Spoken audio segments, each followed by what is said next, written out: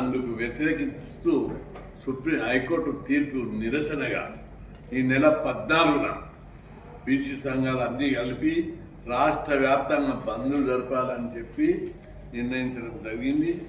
ఈ బంద్కు మద్దతుగా ఈరోజు 22 ప్రజా సంఘాలు, బీసీ సంఘాలు, కొన్ని రాజకీయ పార్టీలు అందరూ పూర్తిగా మద్దతు ప్రకటించి, అడ్వకేట్ సంఘాలు పూర్తి మద్దతు ప్రకటిస్తూ సమావేశం జరిపారు.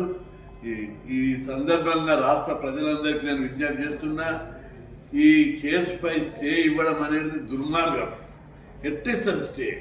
ఒకవైపు నోటిఫికేషన్ ఇచ్చిన తర్వాత స్టే ఇవ్వడానికి వీలు లేదని సుప్రీంకోర్టు జడ్జిమెంట్ ఉంది. ఎలక్షన్ కమిషన్ ఒక రాజ్యాంగబద్ధమైన సంస్థ, కోర్టులు కూడా రాజ్యాంగబద్ధమైన సంస్థలు. ఒక రాజ్యాంగబద్ధ సంస్థ నిర్ణయాలలో ఇంకొక రాజ్యాంగబద్ధమైన సంస్థ స్టే ఇవ్వడం అనేది చాలా దుర్మార్గం. ఈ స్టే సుప్రీంకోర్టు తీర్పుకే వ్యతిరేకం. కాబట్టి దీన్ని నిరసిస్తూ ఈ నెల 14న పెద్ద ఎత్తున బంద్ జరపడం జరుగుతుంది. ఈ బంద్కు పెద్ద ఎత్తున జిల్లాల్లో అయితే రోజు ధర్నాలు, ర్యాలీలు, పెద్ద ఎత్తున ఉద్యమాలు జరుగుతున్నాయి.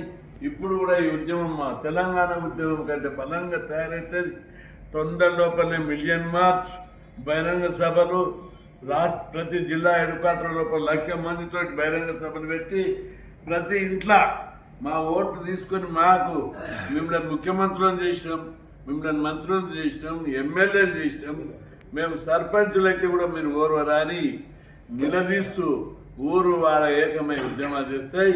ఈ 14న జరిపే బంద్కు అన్ని కులాలు, రాజకీయ పార్టీలు ఉన్న బీసీ నాయకులు లేదా రిజర్వేషన్ సమర్థించే అగ్రకుల నాయకులు అందరూ పూర్తి మద్దతు ఇచ్చి బంద్ను విజయవంతం చేయాలి.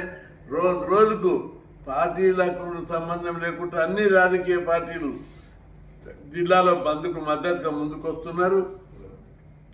పార్టీ పక్కకు పెడతాం, మా బీసీలు ముందు కావాలి, మా రిజర్వేషన్లు పెంచడానికి మద్దతు కావాలని చెప్పి బీసీలంతా ఏకమవుతున్నారు. ఒకటి రాష్ట్ర ప్రజలందరికీ నేను క్లారిటీ ఇవ్వదలుచుకున్నా, ఈ స్టే ఏదైతుందో ఇది దుర్మార్గము, అన్యాయం. ఫస్ట్ పాయింట్, ఒకసారి ఎన్నికల నోటిఫికేషన్ పడ్డాక స్టే ఇవ్వడం అనేది అన్యాయం. రెండవ పాయింట్, స్టే ఇవ్వాలని కేసు 3 రోజులు జరిగింది, సుప్రీంకోర్టు కూడా పోయింది, అక్కడ కూడా స్టే ఇవ్వలేదు, తిరిగి పంపారు. 3 రోజులు జరిగిన తర్వాత 4వ 3 రోజులు వాళ్ళు స్టే అడిగితే కూడా హైకోర్టు స్టే ఇవ్వలేదు.